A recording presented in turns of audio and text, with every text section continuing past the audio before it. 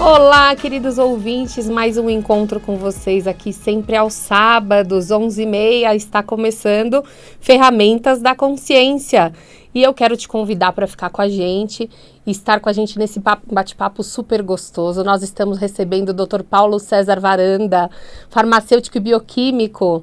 Nós vamos conversar especificamente hoje sobre acupuntura. Você tem algumas questões aí sobre acupuntura? Você já fez? Você tem alguma dúvida? Será que dói, né? Vamos conversar um pouquinho, conhecer um pouquinho como a acupuntura pode ajudar a gente no equilíbrio energético e também na expansão da consciência, porque a gente já falou que quando o nosso corpo não tá legal, ele não ajuda, né, José? Ele atrapalha. A cidade fica prejudicada. José também está aqui com a gente. Seja muito bem-vindo, Dr. Paulo Varanda. Muitíssimo obrigado. Para mim é uma grande honra poder estar aqui junto com vocês. Imagina, o prazer é todo nosso.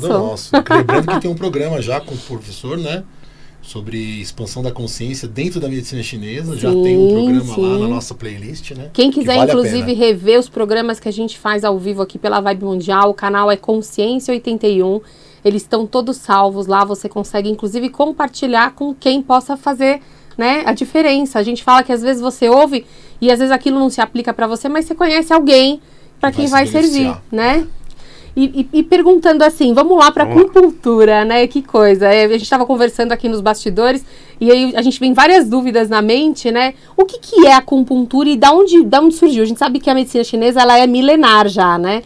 Mas de onde veio essa questão de aplicar agulhas em pontos específicos do corpo? É que a agulha, ela só é uma forma de estimular o ponto, né? A acupuntura, ela é um braço, ela é uma parte da medicina tradicional chinesa, que vem praticamente há 5.000 anos, né, na China, e ela tem uma forma de estimular o ponto, inserindo agulhas, né? Por exemplo, hoje nós temos laser, nós temos eletroestimulação, nós temos massagem, cristais, hidrogonites, todas essas técnicas para estimular o ponto de acupuntura. Nenhuma delas acabou superando o efeito das agulhas, né? Então a agulha é uma agulha totalmente aqui cilíndrica, ela não tem nenhum buraco, nenhum ósteo, nenhum tipo de abertura, né? Porque a função dela não é de ser um canal para injetar um medicamento, como é a agulha em injeção. A agulha de acupuntura, ela é totalmente aqui cilíndrica, ela não tem um bisel na frente, ela é totalmente pontiaguda, né? Que ela vai só estimular o ponto. A função dela é estimular o ponto em várias camadas, né? Dependendo da profundidade que você insere a agulha, você vai ter uma mobilização de campos energéticos ou de fluxos mais intensos ou menos intensos. Isso era uma coisa que eu também ia perguntar. Como é que acontece esse estímulo, né? Como é que essa microperfuração estimula? Existe uma rede, então, conectada por baixo da pele ali? Existe aqueles meridianos que a gente pode chamar também de canais de energia, né? E ali você tem desde o nível da pele, das 3 camadas da pele, até o periósteo, que é a primeira camada do osso, você tem fluxo energético. E cada nível vai ter um tipo de energia que vai estar em maior ênfase a circulação. Se você pega em nível cutâneo, em nível da pele, vai ter alguma energia chamada Wei, que é uma energia o que defende a superfície do corpo e trabalha muito os tendinos musculares, que a gente chama, né? Então é bom para as dores musculares, tendinos musculares de modo geral. Agora, se você inserir a agulha até chegar no periósteo, na primeira camada do osso, você vai ter alguma estimulação de uma energia chamada Jing, né? Que é a sua energia ancestral, né? Que é a energia mais forte que tem no corpo. Quando você insere uma agulha muito profunda, você mobiliza não só aquela energia Wei, que é a mais superficial, mas várias outras camadas, né, de tecidos que você está perfurando, até chegar no periósteo que está o Jing. Estimula, né? Todas as camadas nesse caso. Por isso que quando você põe a agulha mais profunda, você mobiliza mais fluxo energético. E aí o efeito é um pouco maior. Só que tem um porém nesse sentido, né? Quando você fala assim, olha, nos livros clássicos chineses, né, em vários livros antigos chineses, desde antes de Cristo, fala-se o seguinte: quando você faz um tipo de estímulo muito profundo, você mobiliza muito fluxo energético, você mobiliza muitas camadas de energia e há algum desgaste maior dessa energia. O corpo se mobiliza para prover essa energia. Mas há de uma algum forma desgaste. maior. Então, por exemplo, pessoas em mau estado de saúde e pessoas que estão com uma idade muito elevadas, né, que estão com a energia muito fraca, não convém você inserir agulhas muito profundas, que é para não mobilizar muito o fluxo energético e não desgastar essa energia. Porque já não tem reserva, né? Não tem uma reserva tão grande, entendeu? Então a gente pode falar que o Jing, essa energia ancestral, Sim. é o que nos mantém aqui vivos, encarnados? Assim que a gente nasce, primeiro, todo o processo de embriologia que ocorre depois que aconteceu essa concepção, né, o espermatozoide do seu pai entrou naquele ovócito, entendeu, e gerou alguma fecundação, aquele processo de divisão celular de 2 para 4, de 4 para 8 e assim vai, até virar o nosso corpo, ocorre pelo Jing, né?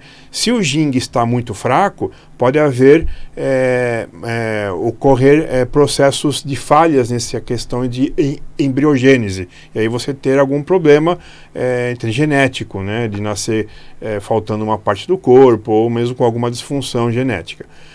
Mas depois que você nasce, você acaba respirando e você tem alimentação. Tudo isso dá suporte a esse Jing, que é o Jing adquirido, que dá suporte ao Jing inato. O Jing inato é a sua essência, o que faz gerar os ossos, faz gerar essa nutrição cerebral, né, e os tecidos.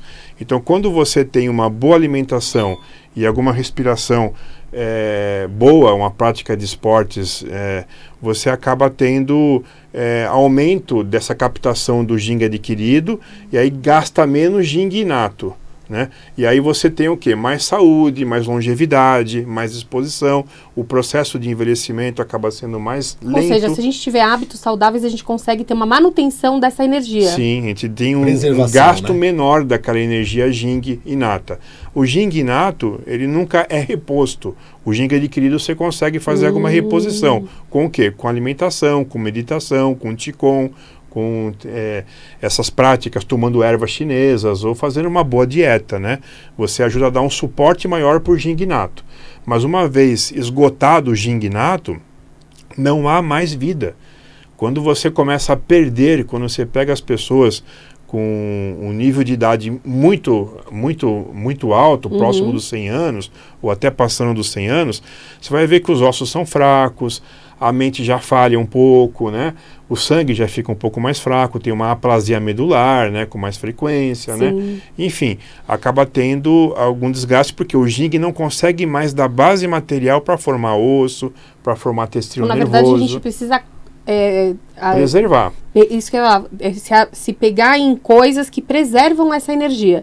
Para que além de a gente viver mais, a gente também viva com qualidade. Porque também não adianta viver muito sem qualidade, né? A gente tem que querer as duas coisas juntas. E a acupuntura nesse sentido, ela pode preservar o Jing também? Então, ela pode sim, porque assim, o que faz agulhamento, né? Você fala acupuntura, ela é uma palavra, entendeu? Que simboliza o metal, né, uma ponta, alguma agulha que fura num ponto, né, acus puncturi, né? E na verdade em chinês chama zhenzhou, né? Zhenzhou significa metal, que é o simbolismo da agulha, e zhou seria o fogo para a vida longa, que é amor chabustão. Então, os dois ideogramas que escrevem a palavra que a gente traduz de forma pinyin, né, que fala acupuntura, chama de zhenzhou, né? Não é uma tradução em nível literal, é mais de aproximação, adaptação, né? Adaptação. Então, a acupuntura em chinês, ela já não é separado só agulha, é moxa também. A moxa bustão, por quê? Quando você aquece, a moxa bustão é uma erva que você esquenta o ponto, você pode queimar o ponto ou só aquecer o ponto com aquele bastão de erva. E esse aquecimento, ele dilata aquele meridiano e repõe aquele nível de energia, né? Aquele chamado Qi em chinês, que é energia. E a agulha manipula essa energia. Então, quando você faz moxa bustão e faz acupuntura, você ajuda a promover algum equilíbrio das funções do seu corpo, como de forma geral, né? Como um todo. A gente fala que a prática da acupuntura, ela pode ser usada para tratar a doença. Por exemplo, você tem alguma tendinite, uma tenossinovite no punho, você pode colocar as agulhas em pontos locais ou distantes, pontos na cabeça, pontos nos pés, que vão atuar nessa região. e aí melhora a doença. Mas a principal função da medicina chinesa não é só tratar a doença, é tratar o doente, é promover equilíbrio, homeostasia ao corpo. A gente entende que uma tenossinovite, uma tendinite, quando ela surge, é porque existe bloqueio do fluxo desses meridianos. Esse bloqueio, chamado de estagnação do Qi, ele pode ter origem o estresse emocional, a alimentação errada, má postura, ou seja, é multifatorial. São vários fatores que levam essa estagnação. E a acupuntura, a moxa, e os tomando fórmulas magistrais chinesas, fazendo Liankong, Qigong, Tai Chi Chuan, todas essas técnicas visam desbloquear o fluxo energético desses meridianos, que aí a pessoa tem uma sensação de bem-estar, de revitalização, aí preserva mais o Jing, clareia melhor os seus pensamentos e também diminui a reação inflamatória do corpo, porque a inflamação, todo esse processo inflamatório vem pela estagnação do Qi. Essa estagnação do Qi pode ser também uma friagem. Se se expôs a um lugar muito frio, o frio contrai os meridianos, contrai os tecidos, né? Contraindo esse meridiano, estagna o Qi e aí começa a ter dor. Isso, se for crônico, vai gerar um processo inflamatório. E essa inflamação, com a moxa, você dilata o meridiano, porque a moxa aquece o meridiano, ele dilata o que aquele frio ali acabou gerando alguma contração. Agora, entendeu? A acupuntura, ela pode tratar qualquer coisa ou tem alguma coisa que a acupuntura não alcança? É contraindicada? Em algum caso, então, por exemplo? Existe a melhor indicação e a não melhor indicação, né? Mas para todo mundo pode ser usado, né? Para todos os casos. A gente Grávidas, pode falar por exemplo, assim, pode se beneficiar da uso de acupuntura? Muito. Existem alguns pontos que a mulher gestante no primeiro trimestre não deve ser estimulado, no segundo também, e assim vai, né? Dependendo da faixa, da fase que a mulher gestante está, tem pontos que podem ser estimulados ou até devem ser estimulados e pontos que não devem ser estimulados naquele período. Mas ela vai beneficiar o estado de saúde da mulher gestante e o do feto, auxiliando nesse crescimento. O processo embrionário, a embriogênese, né, que ocorre no útero dessa mulher gestante, quando você trabalha alguns pontos em acupuntura, você melhora esse processo. Então, de alguma forma, é até indicado, né? Ele é indicado, para gestantes, sim. Esse desbloqueio, né? E assim, olha, eu já tratei várias mulheres aqui gestantes, né, até o 9º mês, e assim, as mulheres, lá pro 7º mês, 8º mês, quando sente que o neném está batendo, está chutando forte, quando você põe as agulhas, todas elas falam assim, nossa, eu estou sentindo que o meu neném está mais calmo, ele não está chutando mais forte, está chutando mais suave, eu sinto que ele ficou mais calmo, só de você colocar alguns pontos, assim, de acupuntura, sim, né? estimular, né? Então você vê como em média, que é bom, quanto tempo uma sessão de acupuntura, os efeitos ficam ali, sendo o estímulo permanece, em média? É assim, tudo depende do qual estímulo que você faz, né? Se é um estímulo mais superficial ou mais profundo, se é um estímulo que vai circular mais energia ou menos energia, lógico. Um estímulo mais intenso, ele vai durar mais, né? Um estímulo menos intenso, ele vai embora mais rápido. Mas o que acaba acontecendo? O nosso corpo, ele sempre busca algum processo de homeostasia, o de equilíbrio. Então, quando você bate o braço e faz um corte na mão, começa a sangrar, sem você imaginar, sem você pensar, o seu corpo, ele percebe que tem aquela lesão, ele vai mandar todo o grupo celular, aquelas plaquetas, né, células brancas e tal, para reparar aquele processo o mais rápido possível, aquela lesão. Dali a alguns dias não fica nem cicatriz, já houve alguma cicatrização. O que a acupuntura faz? Quando você estimula os pontos, você promove um quadro de homeostasia naquele momento. Você pegou os pontos certos, tudo, né? Os pontos certos. E aí o corpo, ele sente algum subsídio maior para ele buscar um processo de autorreparação do corpo. Ele aproveita aquele momento. Ele aproveita aquele momento e aquilo fica mais duradouro. Dá pra gente dizer que é como se, quando você coloca uma agulha num ponto que precisa, você está falando para o corpo, olha para cá? Sim, né? chamando a atenção. Você liga uma luzinha vermelha ali, Isso. até pela interferência da própria agulha entrando na pele, você chama a Já atenção é um do corpo estímulo, para aquele ponto. Então, sempre a gente fala assim, olha, entre uma sessão e outra, durante uma semana, é um período que o corpo está ainda em alguma ação, né? Ou você estimulou naquela semana, dura pelo menos 7 dias esse estímulo, ou até mais, né? Então a gente faz uma sessão por semana, diferente do que é na China. Na China, por exemplo, se faz sessões diárias, né? Todos os dias a pessoa faz sessões, faz 10 dias seguidos, aí descansa alguns dias, depois faz mais 10 dias seguidos, cada 10 dias é um ciclo de terapêutica, né? E quando você trabalha esses pontos, você promove um processo de homeostasia, daquele equilíbrio. Por isso que a pessoa fala assim, nossa, estou me sentindo mais tranquilo, meu sono não era ruim, mas está melhor, o meu humor não era ruim, mas eu estou com um humor muito melhor, eu percebo que eu chego no final do dia muito menos alegre e cansado, eu sinto que eu acordo mais feliz, eu acordo com bastante pique, bastante, entendeu? Disposição, muita motivação, e isso expande a sua consciência. Com certeza, né? Porque você estando se sentindo melhor, você está com seus sinais de percepção melhores também. Muito melhor. Porque, por exemplo, vamos lá, eu estou com dor, eu vou ficar na minha dor. Né? Aquilo vai me... Que nem, por exemplo, eu tô com um pouco de dor de cabeça, até falei pro José.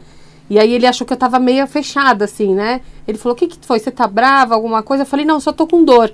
Então é isso que acontece com a gente. A gente tá com dor, a gente só enxerga a nossa própria dor. Então quando a gente se livra desse bloqueio ou dessa dor, a gente se abre para olhar o mundo também, né? Então você fica mais sociável, você fica mais... você tem um reflexo melhor ao ambiente, né? Então alguém fala com você, você tem uma resposta diferente. Você reage melhor. Reage melhor, sim. E isso é uma coisa que eu queria perguntar. Por exemplo, eu já estou com dor, eu vou fazer acupuntura, vai doer? Porque pode ser assim, que doa no sentido de que aquele local precisa ser estimulado, tá com fluxo parado, pode ser que doa. Mas, em geral, a acupuntura dói? Que eu acho que deve ser uma pergunta, uma questão que as pessoas também têm. Aqui no Brasil, ou no mundo ocidental, todo mundo fala que agulhamento é algo que é um castigo, né? A mãe fala para a criança, né? Se você não comer direito, eu vou te levar para tomar alguma injeção, como fosse um castigo, uma pena, né? E lógico, alguma injeção já dói. Na mente, já toda aquela coisa. Aquela injeção é uma agulha rígida, uma agulha grossa, uma agulha que tem um corte na frente, enfim. E que vai inserir, às vezes, um líquido gelado. Né? Algum medicamento que é então oleoso, que é dolorido, que cria uma inflamação local, tudo, né? Já a agulha da acupuntura é ultra fina. Então, e ela não tem nenhuma inserção de algum medicamento. A agulha, ela simplesmente só vai estimular as terminações nervosas livres, ela vem estimular o fluxo energético daquele ponto. Então, assim, às vezes, há pontos que a pessoa sente um pouco, mas é uma dor muito ínfima do que é uma dor de tomar uma picada para algum tipo de uma injeção, por exemplo, né? Então, quando você insere alguma agulha, tem pontos que a pessoa vai, mas você já colocou? Eu falei, já. Aí a pessoa olha, nossa, eu não senti nada, né? Porque ela nem sentiu inserir nada no corpo, né? Se você colocar suavemente. Agora, lógico, existem alguns pontos um pouco mais sensíveis, mas a dor é muito pequena, não é uma dor que impossibilite. Se a gente olhar a questão da dor da entrada da agulha e o alívio depois, vale muito a pena, Sim, o bem-estar que ele promove, né, é uma coisa bastante importante. Sempre a gente fala assim, tem que ser um bom comerciante, trocar algo que não é tão bom por uma coisa muito melhor, né? Sim. O que seria? Você vai tocar vai fazer uma troca de uma leve picadinha, que não é uma agulha de injeção, é muito menos, né? É uma dor muito pequena ou quase nada, né? Praticamente zero, pelo bem-estar que ele vai te promover. Né? Agora, a gente nem conversou sobre isso, mas eu acho que, inclusive, o sistema público de saúde oferece hoje em dia, né? Oferece. A acupuntura. Então, já é reconhecido também nesse âmbito, e as pessoas que não têm condição de passar numa consulta particular ou numa sessão, podem procurar também o sistema público de saúde para acupuntura, pode. Né? Existe em alguns lugares aqui do Brasil a prática da acupuntura pelo SUS, porque desde o ano de 2006, aquela portaria do 971 do Ministério da Saúde, ele já implanta a acupuntura e a medicina tradicional chinesa no SUS. Não é uma realidade ampla ainda, Sim, né? Mas assim, por enquanto. existem alguns lugares, existem pelo SUS, algumas prefeituras, alguns estados, tem alguns postos em algumas regiões, mas é muito setorizado ainda, né? E isso está, obviamente, privando a saúde pública, porque eu já fui para a China algumas vezes e todo o sistema de saúde público chinês, a atenção primária em saúde, que seria as queixas mais de início que a pessoa tem, é tratado com a prática da acupuntura e com a medicina chinesa. Ela é muito mais ali preventiva nesse sentido de promover esse bem-estar na atenção primária em saúde e não deixar a pessoa acabar evoluindo para uma atenção secundária, alguma terciária, um caso cirúrgico que demanda alguma internação. Que é como a gente estava falando, né? Essa medicina alopática que a gente conhece, que é quando você toma um medicamento para corrigir, está corrigindo os efeitos do nosso desequilíbrio, né? Sim. Já a acupuntura e a medicina chinesa, eles vão atuar na causa. Então, assim, o efeito vai sumir por si só, né? Sim. Você vai resolver o desequilíbrio e aí o efeito some. Não é um remédio só que vai fazer com que aquele efeito suma temporariamente ou vai tornar aquele uso de medicamento crônico, Sim, né? É esse que é o grande problema que nós temos aqui na contenção primária aqui no Brasil, né? Você tem um desconforto, seja ele uma dor, seja ele uma pressão alta, seja ele um diabetes, seja ele qualquer tipo de doença. Então a medicina alopática, ela trata as manifestações disso e mantém a saúde, então ela é importante, né? Sim, sim. Tomar algum anti-inflamatório quando tem um caso agudo, mas o problema é o uso continuado desses medicamentos, né? Por exemplo, o que são paliativos, né? Para tirar dor, para tirar processo inflamatório. O uso continuado vai causando insuficiência renal, ataque no fígado, ataque no estômago. Aí você vai gerando outros Outros problemas. os efeitos colaterais. E aí vão acontecendo aquelas Então, coisas da pessoa que começou a tomar um medicamento, daqui a pouco está tomando 5, 6, e aí 7. eu falo, eu como sendo farmacêutico, posso falar bem claramente isso. Nós temos que fazer o uso racional de medicamento alopático. O uso racional é o uso inteligente, é o uso com orientação. E não ficar usando sempre quando tem um problema de dor, porque aí vai fazer a cronificação. A gente sempre fala aqui, já falou várias vezes, né, dos riscos da automedicação. Sim. Né, e a gente vê o fígado sendo prejudicado, os rins, né, e a saúde como um todo. Então, a automedicação, ela é muito perigosa. Tem que ser combatida, né? Tem que ser. Hoje, a gente vê hoje, né, na prática clínica, um grande número de pessoas com insuficiência renal crônica devido ao uso indiscriminado e abusivo de algum anti-inflamatório não esteroidal. Aí até me veio uma outra pergunta aqui para fazer para você, doutor Paulo. Claro. A acupuntura tem algum efeito colateral? Não tem efeito colateral nenhum, assim, tem algumas indicações melhores e outras não tão melhores, né? Então, por exemplo, algum paciente com algum diabetes que está com alguma neuropatia nos membros inferiores, não convém colocar as agulhas do joelho para baixo. Não é que não pode, até pode, mas se você colocar, tem que ter alguma assistência maior, tem que estar mais próximo, enfim, tem que saber o que está fazendo, né? Agora, e também outros casos, mulher gestante tem pontos que não devem ser usados, sim. né? E mas numa visão também, geral, ela vai só promover, ela não deixa resíduo, né? Não deixa. Isso que eu quis dizer, por exemplo, Não um medicamento alopático, né? você vai tomar para fazer o benefício de um setor e às vezes prejudica o outro, como o doutor José falou sobre o fígado. Sim. A acupuntura não, ela vai fazer um desbloqueio, não existe inserção de medicamento dentro do corpo, né? Então, assim, é energético, é um trabalho energético. Então, ele não traz algum efeito colateral, nenhum tipo de efeito colateral, porque a função da acupuntura é promover a homeostasia, é promover equilíbrio ao corpo. Quando você promove algum equilíbrio, não dá efeito colateral. Sim, entendeu? Exatamente. Então, aí que é a outra função que a gente fala aqui. Então, a medicina alopática, ela trata a doença. É um antídoto contra o mal, né? Você tem inflamação, prescreve um anti-inflamatório. Tem hipertensão, você prescreve esse antihipertensivo. E assim vai. Já na acupuntura e na medicina chinesa, você trabalha pegando os pulsos, olhando a língua, interrogando o paciente, fazendo uma anamnese e, independente da doença que a pessoa tenha, você tem que promover o equilíbrio nessa pessoa. Então você trata o doente, o doente, o paciente, e não a doença. Isso. Que eu acho muito interessante para quem está ouvindo a gente. Por exemplo, existem situações dentro da medicina tradicional, da abordagem tradicional da medicina, que praticamente a gente não vê solução, né? Sim. Linfedema, endometriose, que é algo que cada dia muda, né, a definição. Sim. Então, assim, a medicina chinesa tem uma visão sobre esses quadros, né? Sim. e tem talvez um caminho para a resolução. Sim. Citando o que você falou, só para fechar aqui, essa endometriose é um mal, tem mais de 6 milhões de pacientes que sofrem isso aqui no Brasil, e algum tratamento não tem alguma eficácia boa, né? Não é grande a eficácia. E com a medicina chinesa você tem alguma eficácia muito grande, porque é uma estagnação de sangue no útero. E é tanto agulha, tanto a acupuntura, quanto a moxa, quanto o uso de fórmulas chinesas vem a promover algum benefício muito grande nesse quadro. Dr. Paulo, deixa seus contatos, que a gente está chegando no finalzinho do nosso programa, para quem quiser entrar em contato com o Dr. Paulo Varanda. Eu tenho Instagram, né? @Dr. Paulo Varanda. Tem o meu site, é www.medicinachinesa.org.br. Espero que vocês todos tenham gostado. Muito obrigada pela sua presença novamente.